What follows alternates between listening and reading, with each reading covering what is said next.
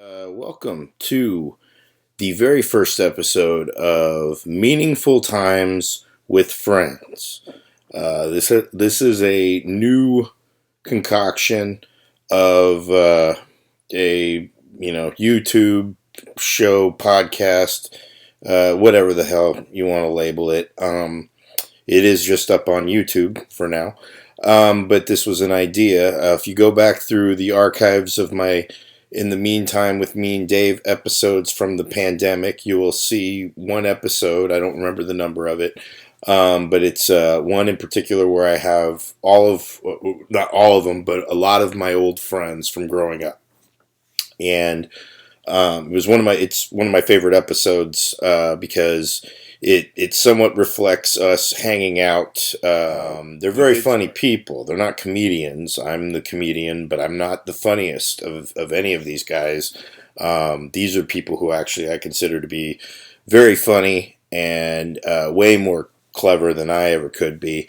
And they made me laugh growing up. We had some common interests somewhere with music and entertainment and whatnot, but the real common thread I had with these people was the fact that we had a common bond of seeing through a lot of people's bullshit, and a lot of bullshit that's just out there in general. And as such, these were people that made me laugh in the face of it, and they weren't trying to be funny. I found them to be incredibly insightful, and as such, their senses of humor were very sharp and very detailed. And this isn't always all about trying to be funny and all that kind of stuff. That's actually what I love about them. They're not trying to be funny. This is who they are. So I wanted to create something that really is just an excuse for me to hang out with some of my favorite people on this planet, and I can share that hangout with you guys, whoever the viewing audience is of this. And so this is an evolution of these mean times, but this is now called Meaningful Times with Friends, and this is the very first episode. We will see.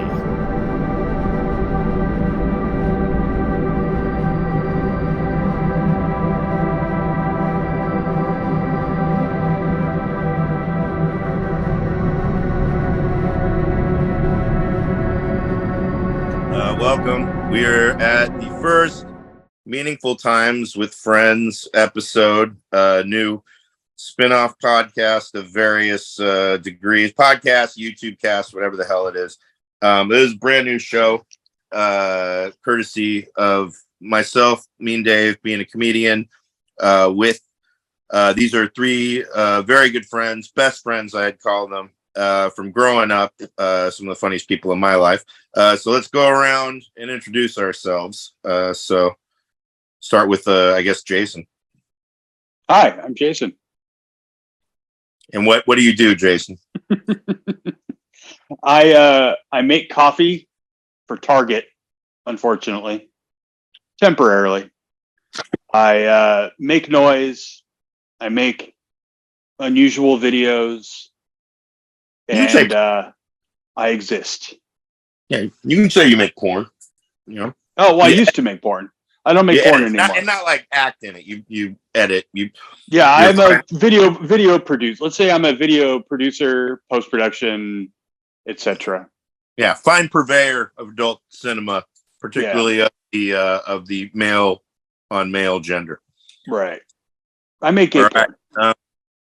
Because I know his answer will take a while. I'll save him for last. So Nathan, tell us. Yeah. Who are you, buddy? Hi, I'm Nathan. I live in Newark, California. I work in San Francisco. You don't need to out yourself like that. What if we piss somebody off and they're going to come find you? Who gives a fuck? No, I work in San Francisco for a large broadcasting company. I've been with them for a very long time. I was a traffic reporter on the air on multiple local radio stations for a long time. But I haven't been on the air in about 8 years. I am a producer still, and I work in the management thing now, scheduling about 50 employees for my division of the company. I'm a married guy doing middle-aged guy shit these days. That's kind of the deal.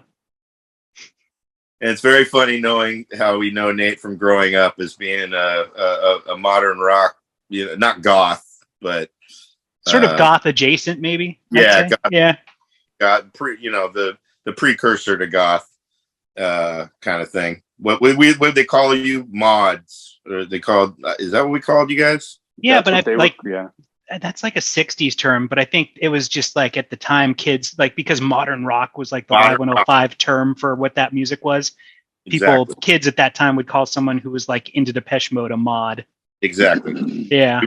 You wore black shirts all the same as the metalheads and everybody else. So yeah.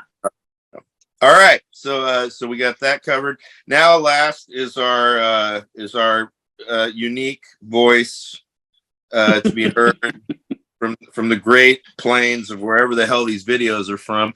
This is Ramshackle Dan. Why don't you introduce yourself there, sir? Yeah, hey, Ramshackle Dan here. I guess I would describe myself as a professional. That being said, I'm having camera issues. I'm sorry, guys. I keep trying to fix it, and the damnedest thing. I just can't seem to fix it. So, that's pretty much your audio also sounds like you're being held hostage. Just a heads up. Let me see if I can fix. Hold on. Let me see if I can fix the audio here. We'll be holding on. Hold on. Yep. Yeah. All right. How's that? Ceiling fan, nice. 20 moose shots in 20 minutes. Yeah, makes yeah. Hot damn. Ramshackle Dan is basically going to appear to be a Zoom bomber during our entire show. We need to get you like a luchador mask or something so you can be on camera. Well, really, I have no problem being on camera. Dan, the thing about Dan is really his personality is that of a Zoom bomber for the most part. Which I don't know what that is, David. Zoom bombers would interrupt Zoom meetings, public, private, however they can. Usually with porn, they have videos of porn, or they're live on camera jerking off or doing something of a seedy nature, or they're yelling racial slurs. And then sometimes a combination of all three, which is pretty impressive. That's actually a part of a bit that I do when I tell this story about when we traumatized those ladies that were answering phones back in the day on public access radio or television. And we called them, prank calling them, trying to get the lady in the middle. And I got the lady in the middle and then traumatized her with the whole story, acting as if I was getting possessed by the devil. So anyways, again, these are friends. These are good friends of mine, and kind of the brainchild behind this podcast is really just so we can hang out, because we don't get to see each other as often as we used to. I've been seeing Jason more recently in person, going to visit him and having movie days. But we had a friend, one of these friends mysteriously moved off. Also, Nathan's kind of a homebody. And during the pandemic, we connected a lot on Zoom. And these are also some of my most entertaining entities in my life. We have a group chat on via text, and it kind of erupts in various subjects.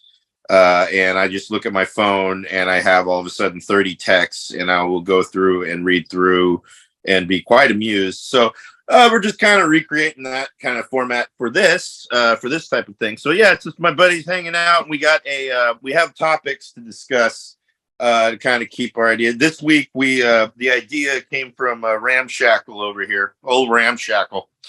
He wanted us to discuss somebody that, quite frankly, he says he's in the news every other day. I haven't heard about this guy being in the news in literally about 2 years. From when I first heard about him, but that's the MyPillow guy. And if you haven't heard of the MyPillow guy, he's pretty easy to find. You can just look up MyPillow on YouTube and check out one of his commercials. And I believe Jason put it best as far as the description of what he's like. Oh, is this my cue to repeat what I wrote? Say what you fucking say. I can't imagine having an opinion on the guy other than what an asshole. No, that's not what I was. That's referring. exactly what I said. His real name's Mike That's Lindell, literally right? what he said. No, I said Yeah, but no, like it looks like an SNL parody. That's what. Oh, you're talking about the video, not the guy. I mean, Yeah. he does seem like an SNL. Okay, he sounds like a dude who's trying to do Kristen Wiig doing a voice. Is what he sounds like, and then he acts like a Muppet, you know, like a speed freak Muppet. Mm-hmm. It's kind of the vibe he gives off. A paranoid speed freak Muppet. I'm admiring the fact that it's Kristen Wiig playing the character. Which, you know, very progressive. So I haven't had cable in a long time, like 8 years. Like I've been all streaming for fucking close to a decade now. So I don't watch CNN or MSNBC or Fox or any of that bullshit. So I'm vaguely aware of Mike Lindell, the pillow guy, through just news articles. Like last year, the year before, you'd see shit like, it would be like, my pillow guy says the storm is coming and fucking Trump is going to be reinstated this week, according to Q, or, you know, and I would see him in articles like that, but I never actually heard him speak until Ramshackle Dan sent us that video yesterday. And it just struck me how weird he's like he kind of sounds, I don't know. I couldn't, like, he sounded nothing like I imagined he'd sound. It was fucking kind of like off-putting and weird. It's a less aggressive Jesse Ventura, right? They're both from Minnesota. So like, and I've been trying to nail the Mike Lindell, and I'm just struggling with it. It's like the walk-in, like it just comes and goes. Because like a Jesse Ventura, right? He'd be like, "This man's making pillows in the great state of Minnesota." All right, like but Lindell's like that. You just take the growling away. I can't do it. So, anyways, I'm working on it. It's one of my life's missions. And honestly, I wasn't interested in him at all because he's just a guy in an infomercial, right? And less interesting than the ShamWow guy. But then I saw an article that he started a free speech social media thing in response to all the Twitter censorship. And then his first rule was, you can't take the Lord's name in vain. And then I got interested. And then I started digging. And then, that's holy classic you. mackerel. Yeah. Didn't the ShamWow guy have some legal stuff that he got into? Like, I don't remember what it was, but in reading about the My Pillow guy, I was kind of fascinated that he was a crackhead back in the 90s. I think he still is. Oh, yeah, maybe he is. Because there's like some seriously sweaty videos of him ranting about. That's another thing I said, actually. There's sweaty videos about with him ranting about stolen elections and basically trying to fundraise. He's just scamming people by Nathan, yes. The ShamWow guy bit some hooker's lip off. I mean, got it. Okay, I knew there was some shady. I didn't know if it was like a Coke related thing, but that's pretty intense. That sounds pretty Coke related. Yeah, it sure does. Inspired by. So again, Dan. Ramshackle Dan. That's Ramshackle Dan, you. Not not to be confused with Rickety Jim. Why are you so consumed with My Pillow currently? Because again, I think I heard of him more during the election or when Trump was, I guess he's a Q guy, clearly right leaning, he's a Trump loving, but I kind of thought he was kind of lost in the fray of things. So I guess no, and I think that's what the deep state wants you to believe, Dave. But let me walk, if you will indulge Ramshackle Dan for a moment. Let me walk you through the timeline, and you tell me if this makes any sense. I think Jason's starting to like pick up on it, and I think Nathan is too, because you start to look at the guy and you're like, this doesn't make any sense. So he started out as a cokehead, right? He starts out as a cokehead, then he moves on to crack, has crippling gambling debts, destroys his life, lost everything in the 90s, and then in 2004 he invents My Pillow. Now My Pillow is basically you take a Tempur-Pedic pillow and you put it in a wood chipper, and then you put it back in the pillow, and it's genius. But make sure you put it in the dryer for 15 minutes before you use it the first time. So you're telling me a guy who's geeked out on coke and crack is thinking about sleep so deeply, he invents a completely different sleep technology, comes out with it. And this is while he's geeked up. He didn't find Jesus until 2009. There's no freaking way this guy invented this technology. Okay, so then he finds Jesus, and he becomes this like really intense Bible thumper, right? Okay, great. And then so he makes hundreds of millions of dollars. He's in every store. He's all over the place. And in 2020, he decides to throw this all away for a philandering, like serial lying con artist. Mm-hmm. And not only does he, like, because Jason's like, he's scamming people. Yeah, he's scamming people, but it's not for money. He's lost hundreds of millions of dollars. He's been kicked out. Think about being too right-wing for Fox News. They won't advertise this stuff anymore. He's been kicked out of Walmart. Like, the only place you can find this stuff is on Amazon or on mypillow.com. No, he's still making money, correct? He's making less money off of MyPillow because he's not in Walmart. Like, that was their biggest seller. That was his biggest seller. Like, think about just, well, where I live, there's a Walmart in every town, and it's about the size of like 7 Safeways. So anyways, so this guy, but he doesn't let it go. He starts getting banned. He keeps going. And it's all for this guy who's like the least Christian person you could possibly imagine, right? And then, like, you guys let the news, and all of a sudden it's like Mike Lindell gets his phone seized by the FBI in a Hardee's drive-thru. It's like this guy's a multi-millionaire. I remember that, yeah. And he's not, like, what? Okay. And then he goes on Jimmy Kimmel. Did you guys see this? And Jimmy Kimmel only agrees to indulge him if he agrees to conduct the interview sitting in one of those Dave and Buster's crane things where you scoop out the stuffed animals. And so he sits there in a full freaking suit, talks deadpan about election theft, but he's sitting the entire time in one of those Dave and Buster's crane machines. Okay. And then so 2 days ago, he decides to offer Tucker Carlson a job, right? Again, in the news cycle, for what reason? So he's either the Andy Kaufman of MAGA, or he's a government operative to like keep people distracted. But there's no way none of that shit ties together. And each one of those things is weird on its own. You package it together, it's either the fucking most brilliant performance art in the history of right wing, or there's something else going on. So I think it's my own conspiracy. I haven't heard this. I think he's a government plot. I just don't know what. I mean, just one more thing to distract people, but it makes it. Oh yeah, I forgot about the 3-day symposium he put on to prove election theft. It was televised, full like convention center, 72 hours of literally nothing. It was amazing. So anyways, that's why I find him interesting. Well, and this speaks to why I fucking refuse to watch cable news, because this guy wouldn't even be a blip on the fucking map if CNN didn't report on every fucking stupid bullshit thing this guy said, right? Like, I don't understand why they're keeping this guy alive, like, in the zeitgeist. It doesn't make any sense.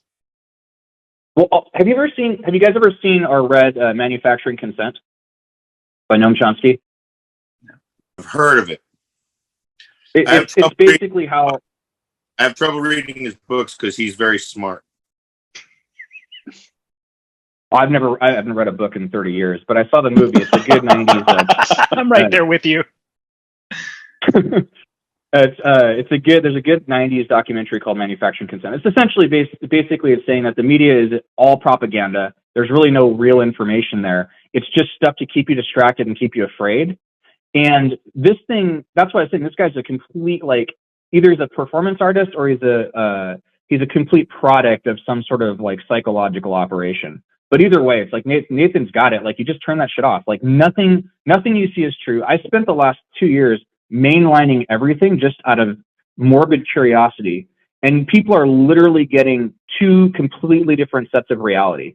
If you watch right-wing and left-wing news, it's completely different. And if you click on MSNBC at any given time, MSNBC.com, it's about Trump. It's about this weird subset of liberals who just can't stop hyperventilating about this guy. It's like, he's just not that into you guys. Like, give it up. But that whole channel is just that. And then the rest of it has more variety of the propaganda they're pushing. Well, I'm not afraid of pillows, so it's not working. But, well, have you ever tried one of his pillows? I have not. Mm-hmm. No, and it just sounds like he's refurbishing them. That's all he's doing is refurbish pillows, from what Dan is telling us.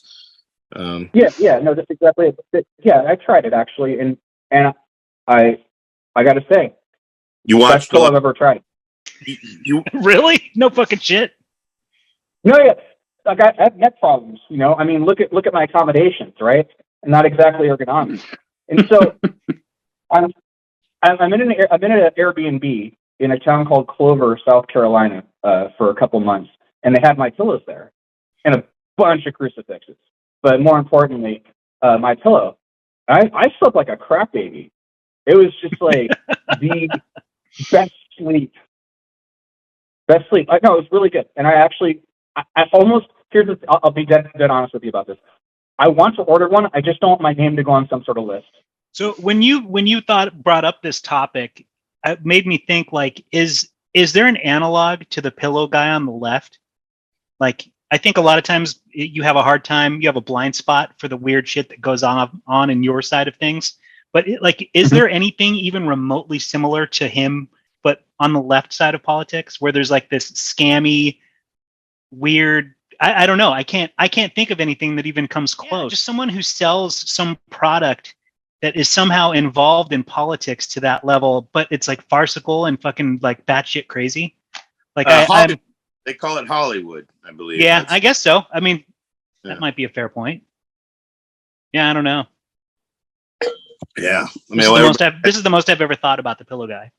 Yeah, that's really Dan's fault. Again, I think and all these news medias and all of that, and he brings up a guy that I barely even remembered about. But that's just because, again, most of the news that I will see is really from, there'll be like a post or a tweet or something in social media. Then I will search something online to see what the articles of the day are, or on my iPhone, I'll just see what they're spitting at me or whatever. And like the most recent one, which is, it's comparable in a sense, but it affected their business, was the Bud Light, thanks to all from a video of a I don't even call him a musician. Kid Rock is basically a giant turd of a phenomenon that somehow managed to take terrible. I guess I'd call him post nu metal, rap rock, just shit. And somehow he's managed to amass a large amount of fans. I actually looked through his catalog not too long ago, looking for a terrible song, which is a lot harder to find when you're looking for a terrible song. That there's all kinds of terrible songs, but the majority of them are country, like somewhat like more country. And he started as a rap rocker. It was a rap metal, right? It was that weird. It was more rock, with the Bosch. I mean, basically stuff that you can have monster truck rallies and ride your dirt bikes and jump off of dirt ramps and shit with. But he's parlayed it into, he's done what I would call the Bret Michaels, where he's pivoted a lot more pandering to a market that is primarily right wing mentality. And the odd part that I believe he claims he's from Detroit, or he's from Michigan. Same thing with Bret Michaels. He's from Pennsylvania. And yet these guys are when they find these markets that are into their horseshit country tones, they pander to what essentially is the country background, which would primarily associate with the South or the Midwest and all. I mean, they are definitely Midwest, but they're from city areas. Even if they grew up in some rural, Bret Michaels moved there. He made his bones in Poison, doing all that horse shit. So anyways, but lately that guy shot up, with I don't think you heard me, America, and shot his AR-15 at a bunch of Bud Lights over them actually just making a specialized can for a transgender person. But I watched that for the first time today, because that whole thing was sort of like a bunch of Twitter noise that I sort of was like, I don't fucking care about all that shit. But I watched it today and I was like, meh. I'm a craft beer geek, so I don't fucking drink Bud Light. So I don't know. I don't get what all the hype is about, other than people battling it out online. Do you remember, like, Jason? I remember back in the day when we used to like hang out in the Castro, and go to bars. There's Bud Light everywhere, like Bud Light signs, Bud Light with rainbow, like lights, on the wall. And Jason said, like, I remember Jason using this exact words, like, Bud Light's the official beer of Queer Nation. And Really? so yeah. If you go to the Pride Parade, yeah, it's basically they sponsor they sponsored the shit out of everything because, you know, gay people became a legitimate target audience, you know, demographic to sell their beer to. So they put on this big show of like supporting their, you know, gay brethren or whatever. But in reality, it's just, you know, they threw some money at the parade, and so we put up some neon signs with rainbow flags on them that say Bud Light. Yeah, it's really all obnoxious. I was saying that basically all alcohol is you know, to try and on a perfect time. Well, I bought this because I have never actually tried Bud Light, which is hard to believe being the beer guy that I am. But for this segment, I wanted to fucking do some independent research. Nathan, is this going to be the second time in our lives that you come out to me? It might. It might be. Live taste test. Wow. It might be. You don't have His drag name's going to be Not Sonsagi. oh, this beer's too gay. And then you decide to shoot your glass. Yeah, let's see. Which side do I fall on here? Is it America or gay? Let's find out. Goddamn, see why I went to one of those discount grocery stores. You ever notice in places that cater to lower income or minority, they always sell everything in these giant fucking cans? Like, as a Hispanic person in America, I'm fine drinking a regular sized can. I just want you guys to know that. Just a message there that we don't need a fucking 10-gallon can. All right, let's see what's going on with this first of all. Does it taste like a surgically manufactured pussy?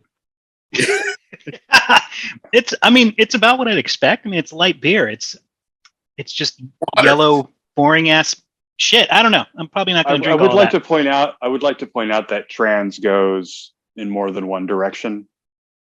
Dan, it's not all about surgically manufactured pussies. There are also surgically manufactured penises. Why would anyone want that? Yeah. Well, why would anyone want that?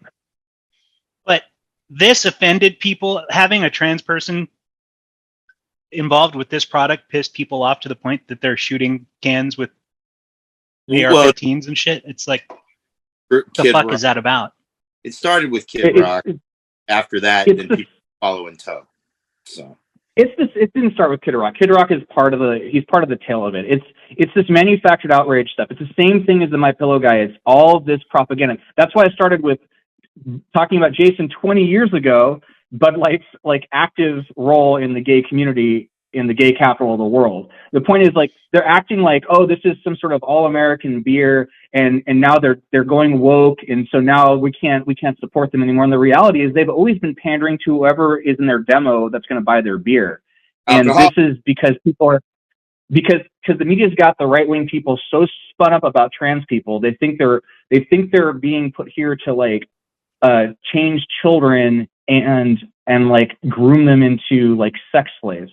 They're completely brainwashed, and mostly because they've never actually met a gay person or a trans person, and so they believe the propaganda because they have no counterpoint, right? They didn't grow up how we grew up, which is you just deal with everybody, and so they have this like this LGBTQ boogeyman idea in their heads, and it's based on complete ignorance.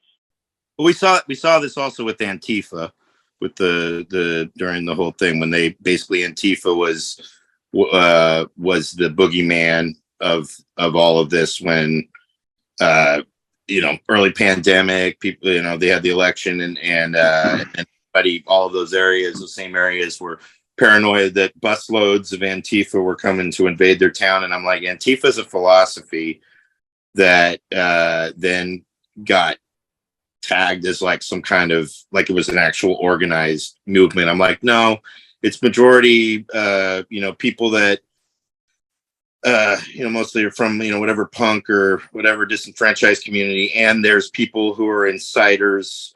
Some may be legit, but I'm sure many of them have been undercover cops and whatever else, just to discredit or to instigate and create issues to further, it's, I don't know. It's just basically just to provoke. So then they can just go ahead and bash on motherfuckers. So, and there was actually a strange thing because there was a documentary about the Ukraine situation that we've been going on with, right now. There was a documentary that they removed that I think Oliver Stone made years ago, and they were saying that it was they removed Ukraine on fire. Yeah, and they removed it for a number of reasons, supposedly. And I actually found it when it was and watched it. And one of the reasons why I think they removed it had nothing to do with what the angle was on it. It was because the MO for their protests that happened in Ukraine and then the violence that broke out was almost exactly the same as the MO when they were doing protests out here in 2020 for Black Lives Matter, and then violence broke out because of some insiders that clearly were not part of the movement. And it literally almost looked exactly the same. And so these MOs of like, yeah, they're what essentially was a peaceful protest without incident. And then a few people start creating a skirmish out of thin air. And then next thing you know, cops or whatever militia are attacking the citizens that were, just all of them. So, and it had the same MO. And I'm like, I bet this is why they don't want people to see this video, because it looks very, that was when I was just watching it as a casual observer, just like, I wonder why they're, and I watched it. It had nothing to do with the angle that was being presented. It had everything to do with, to me, with seeing a similarity between those events. So no, you're totally right. Except the one part I'll say isn't correct is that Antifa, whether it's organized or not, and I actually talked to one of the ex-police chiefs of Oakland during the riots for professional reasons, and he was saying a lot of it's anarchists, and he said you can tell the anarchists because they're the ones with the skateboards, using those as weapons, and it's basically any place there's access to public transportation is where they come in and they'll get out. But there has been legitimate, and whether it's Antifa or not, it's people dressed in black with umbrellas and physically destroying property and physically assaulting people. There's a journalist named Andy No, NGO. He's a gay immigrant from Vietnam, and they've almost killed him twice.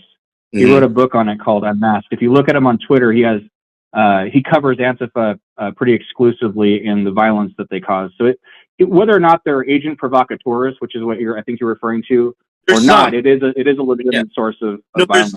There's totally people that are part of it that also do agree with the more aggressive, or that go with the aggressive tactics. I'm not denying at all.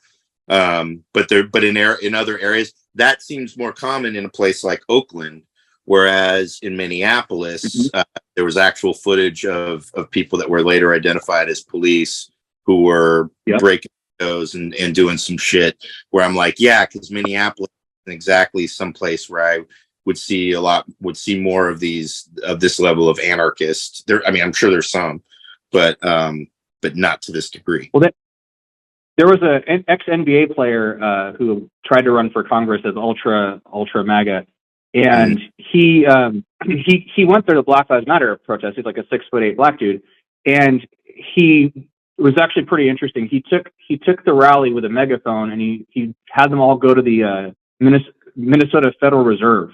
So he marched them all in the George Floyd process and said, "This is the real problem, the government. It's not, it's not this police violence. It's the entire system." Which I thought was pretty clever because they had no idea what the hell they were doing. They just followed him, and then they had him on TV for a long time until they started hearing his views. They're like, "Okay, yeah, we're not listening to you anymore." But I thought that was pretty interesting. Well, you know what? I like how we can get together and start talking serious. So. Yeah, it's all the same boogeyman, critical race theory, Black Lives Matter. It's all kind of the same bullshit. Going woke and going broke. Yeah. Well, Bud Light boogeyman. And the boogeyman on for the left is the white nationalists. Everything's white supremacy. There is a school in the school district in Olympia, Washington, just banned string and wind instruments because they're racist and they're representative of white supremacy. Really? Yeah. If Ramshackle Dan says it, he means really. It must be true. Yeah. Wait, so we're talking violins, we're talking guitars, we're talking They're the What? tool of I oppression. didn't go to the inventory of the band, but when I was in band, we didn't really have any cool instruments. We had a separate guitar class. It was mostly flutes and that sort of stuff. But anyways, it's all BS. The whole point is it's all BS, right? Like we talk like normal, well, not normal people, but we talk and we all have different opinions on things, and we managed to like go through the day without like worrying about all this crazy crap. But yet somehow it's amplified like 500x on the news that all of these things are like serious problems, and they're really not. They're just manufactured distractions, like that penis behind Dave's head. Dave looking for the penis. Fuck shed. Okay, well, we've beaten that fucking dead horse. So I guess with our remaining time, let's move on to our second topic that we have. We'll be having a topic that will be the song of the day, I guess, and that depends on whatever day it's. We'll be putting these episodes together as we can, probably like once every couple weeks or so. But the song that was discussed heavily this past chat run was Cameo's "Word Up," which I haven't thought about this song, much like the pillow. I haven't thought about this song for a longer period of time than I haven't thought about the My Pillow guy. And just watched the video right before we recorded this, which then I had to ask, is that LeVar Burton playing? It's for sure LeVar Burton. Yeah. Yeah. LeVar Burton giving all the smoldering looks. Yeah, and he's Is he like an anti-funk fucking PI or like fucking detective or something? Here, they're cops. I am gay, so I probably have a distorted perspective on these things. But that video is the most homoerotic fucking video I have ever seen. Because so it seems like LeVar Burton, he's obsessed with Cameo. Like Cameo, give it up, come on out, we got you surrounded, right? And then by the end of the video, and he's like pursuing Cameo or whatever. By the end of the video, he thinks that he has the codpiece guy, Larry Blackman. He thinks that he has him in his handcuffs, right? So he's handcuffed to him. But then it turns out he's handcuffed to a woman, and man, is he angry about that. Yeah, he doesn't look happy about that one bit. This is what happens when you read books. Like you see subtext and metaphor and symbolism. Jesus, you're smart. Subtext is for cowards. I had deeply different questions. For instance, is Cameo a person or a man? I'm sorry, is Cameo a person or the name of the band? That's what I meant. That's the name of the band. Okay. Yeah. The guy with the voice, the nasal voice, that's Larry Blackman. The codpiece guy, all right. The codpiece guy, yeah. They've been a band since like the 70s. They originally had a different name, something kind of New York Players or something like that. They had to change their name because of copyright reasons. Or trademark. Is it trademark? I don't remember. Anyhow, they had to change their name because there was another band, the Ohio Players, who disputed their right to the name. So they changed their name to Cameo. Yeah. Yeah. Ohio Players, yeah. So, so it's the name of the band. They were like a 15-piece band, as such bands always are, because they have to have a million instruments, but they had a lot of horns and whatever. But, so Cameo's the band. I love Cameo, which is why I know all these things about Cameo. Yeah, I was looking at the whole album is amazing. I was 11 when this song came out, so I didn't. They weren't really on my radar back when I was like in 6th grade or something. Yeah, see, I was a closet like Lisa and Cult Jam fan. Like I liked all the freestyle and funk and high energy shit. So I just never told anybody because it wouldn't have been cool to my heavy metal friends. So yeah, I was secretly into all that kind of stuff. I was driving back from Sacramento when I still lived over there, and it came on the radio. And you just got nothing else to do or think about, and it just this guy's nasal voice was going, and I was just like, oh, I could probably do this voice, and I started yelling along with it, and then I got obsessed with it. So I listened to it again when I got home, and then listened to it again, and that was probably like a year ago. Probably think about that song every other day. It's a great song. And I find it fascinating, like the whole psychological romance thing, like bringing up. I don't understand. Like he's so obsessed with dancing, he doesn't want to have a relationship with a woman. He just wants to dance. You know. He says, "No romance for me, mama." We've seen this like before. Nope. I mean, there's people that have avoided relationships for dancing. Pretty sure. It's like the opposite plot of Footloose. No, but that stanza of the song, Jason, it contains it's just that one stanza of the song contains the phrases psychological romance, putting on airs, and acting a fool, and the term word up. Like, that's art. Yep. Yeah, it's the code word. There's a scene in the video and a line in the song that's about your brother, your sister, and your mama too. None of those pictures look like they related to him in one bit. That's definitely not his mama. Just want to point that out. Well, I think mama is more like being used colloquially, in like, a funky sort of way, lady friend. It's your lady. Got it. Your mama's a lady. So because he's always saying mama, come on, mama. I don't think he's talking to his mom. I think he's talking to the biological to the woman next to him. Good. I'm glad you pointed that out because I'm a very literal person. So I'm like, why these are we clearly watching are not his of relatives. a moose pissing? There's a moose pissing over and over again over here, and I'm finding it incredibly distracting. Sorry. I'm sorry. Camera issues. So the song itself, though, right? Because at first I made that mistake where I thought it was like Genuine's Pony or was the other song? Oh, Gap Band, You Dropped the Bomb on Me, right? Where it's just a perpetual loop. Great and this song. song's unique in which one? The Gap Band? Oh yeah, any of their songs. Mm-hmm. Oh yeah, no, but I love You Dropped the Bomb on Me. It's a great song, and you really have to have a serious hook if you're just going to repeat it for like 5 minutes and make it work. And so he managed to do that, but then all of a sudden the song takes a turn, and then it just kind of glitches. The song's like a series of glitches, because at first he's like going through, he's telling a story in his nasal voice, and then he starts saying like, do your dance, and just starts like glitching, and then he jumps back into it. And then there's another one he starts glitching, and then the song starts glitching. So it keeps looping, and then when it goes to this breakdown, which you think is I thought was some sort of bridge, it's like starts glitching again, and then the whole second half of the song devolves into this like weird, chaotic mess, and then it just ends. Well, it's a funk tune. I mean, if you look at James Brown, which is like the template for funk, basically, it's just a few bars of music repeated endlessly, and then just builds upon it. So it kind of builds up in intensity and then finishes. So there's like it starts off with just your basic rhythm, and then it just kind of like keeps adding elements, and then James Brown, in that example, James Brown is just kind of like vamping on top of that. And then the song's over, because where else do you go from there? You don't need to do anything else. It's music for dancing too, It doesn't need a structure. I think working in the radio business for close to 3 decades has ruined songs like this for me.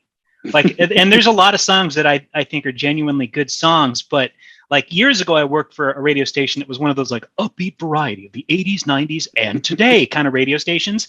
Yeah. And that was in the 90s, but that formula for radio stations hasn't changed much, like up to now. And so any radio station that's like 80s focused is always going to play Tainted Love like once an hour. They're always going to play Come On Eileen once an hour.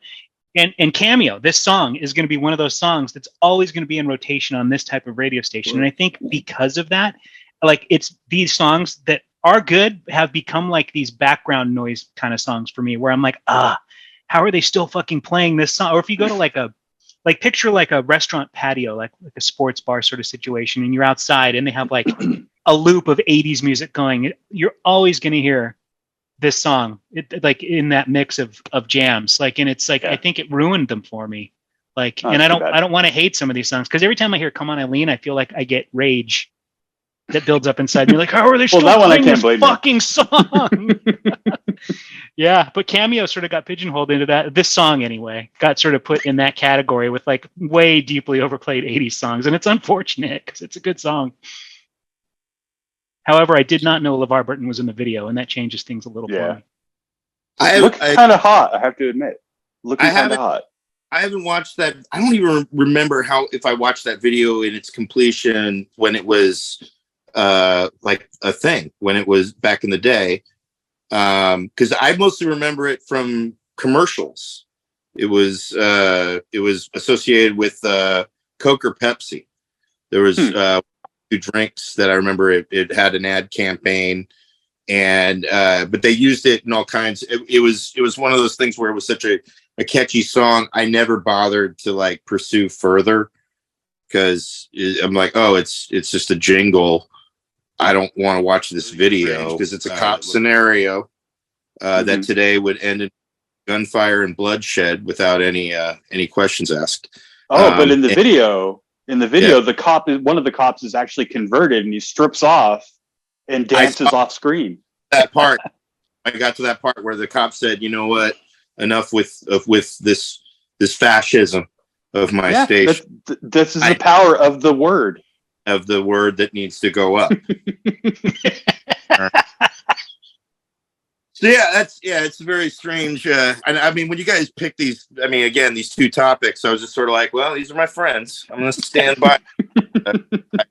No, I could go on with this shit all day, so it's fine. The through line is we all think really, really, really way too much about very, very specific different things. Jason went on. Yeah, I don't think that much. Not these days. No, clearly. I was referring to the rest of us. Jason can teach a college level class on that Cameo video. It's disturbing. Some professional breakdown right there. Yeah, I'm impressed. I'm a fan. You guys would definitely go on these tangents, and that's what, again, in the chat thread, you guys, I'm using my phone, so I can't look at the chat thread right now. I've got a quick question, actually. Did we ever talk about what you thought about that Bud Light, Nathan? I've taken like 3 sips out of this. And I got to say, on a scale of 1 to 10, I would probably give it about a 2. It's giving me acid reflux, which is kind of a weird thing to happen from some beer like this. So this is definitely a not recommend from me. Okay. Sure. Yeah. Is your dick turning inside out? Like, what is anything affecting your ability to maintain your gender? No, I will say, do what you got to do. If you like to drink these at gay bars, if you want to shoot them up, please do your thing. Is all I'm saying. Gives a fuck. That was the big own on social media. Every time they saw the video, they're like, "Yeah, you bought it. You still bought it." I was like, "Way to get them." I'm like, I don't know. Haven't you bought anything and destroyed it too? Like I'm like, I respected that more when people bought NWA CDs and broke them, or they bought a Shabba Ranks CD and set it on fire. There you go. Did you really? Yeah, I did. That was a big thing. And then we blew up Foucault's Pendulum by Umberto Eco, that Sarah's book. I remember. We blew it up with a firework. There was definitely like an M80 phase for a couple summers where a lot of shit was getting blown up. Did you blow it up because the book pissed you off? Yes. If you remember, it was like I couldn't get past the first page. Like, I would read and reread the first page over and over again, and none of it sank in. So I was like, fuck this book, and we blew it up. Well, all right. Well, we got to wrap this up. We're reaching the hour.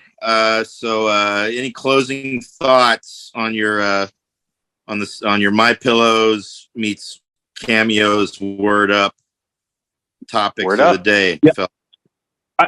I really want to apologize for my camera issues. I just can't get the darn thing to work. It's just ramshackle life, guys. It's hard. I don't have the creature comforts. I have a ceiling fan, and that's about it. But yeah, no. I hope a couple things. One, the complete lack of context for most of this, the Cameo video, the fucking whatever that story was about that I was a part of, and I don't even understand what we're talking about. At least the My Pillow guy was complete from A to Z with context, so I think people can relate to that. The rest of it, I hope people do go and check out that Cameo video because it is a freaking work of art. I had never seen it, Nathan, until you mentioned it in the text thread, and I was like, codpiece, I'll bite. And then the first thing that happens is like there's this scene And this guy's like, shit, I gotta leave my hot plate, 3 eggs, and my lobster claw, oven mitt. I'm like, oh, this is good. And then the dancing's amazing. And even LeVar Burton, I think, was getting down in the beginning. If that was from behind, so maybe it wasn't LeVar Burton, but no, it wasn't. Like they're like, man, this guy's on Reading Rainbow. Get him in the fucking Cameo video now, because that was way before, or not way before, but maybe a few years before Star Trek. It was around the time. It was before Star Trek. Okay, yeah. So he was, yeah. It was definitely Reading Rainbow era LeVar. Yeah, so, for sure.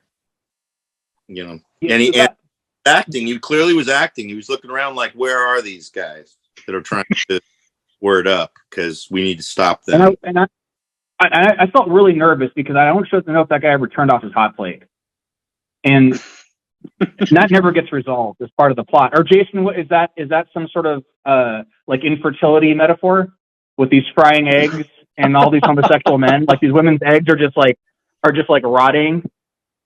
I don't know. No, I don't think that was part of the fruitiness. I have to say, yeah, I think that was just.